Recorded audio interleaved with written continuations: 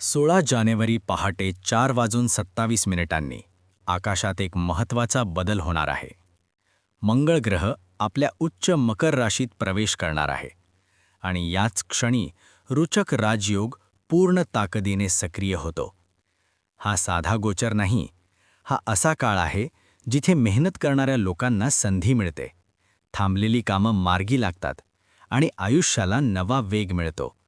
या गोचराचं वैशिष्ट्य म्हणजे मकर राशीत मंगळासोबत सूर्य आणि शुक्र हे दोन ग्रहही उपस्थित असतील. यामुळे तयार होतो अत्यंत प्रभावी त्रिग्रहयोग.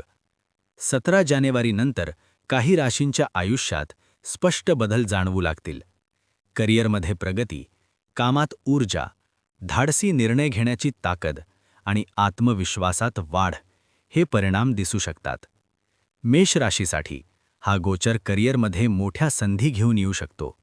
जबाबदाऱ्या वाढतील, पण त्याचबरोबर मान सन्मानही मिळू शकतो. कर्क राशीसाठी हा काळ नातेसंबंध मजबूत करण्याचा आहे. पार्टनरशिपमधून लाभ आणि भावनिक स्थैर्य मिळू शकतं.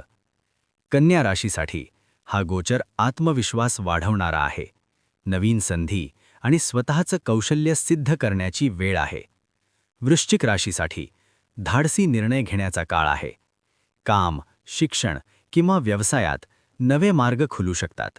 आणि मकर राशीसाठी हा गोचर अत्यंत निर्णायक ठरू शकतो. मंगळ, सूर्य आणि शुक्र तिन्ही ग्रहांचा प्रभाव स्वतःला सिद्ध करण्याची संधी देतो. जर तुमची रास यामध्ये असेल तर या काळातील संकेतांकडे दुर्लक्ष करू नका, कारण मंगळ गोचर फक्त परिस्थिती बदलत नाही, तो माणसाला आतून मजबूत बनवतो.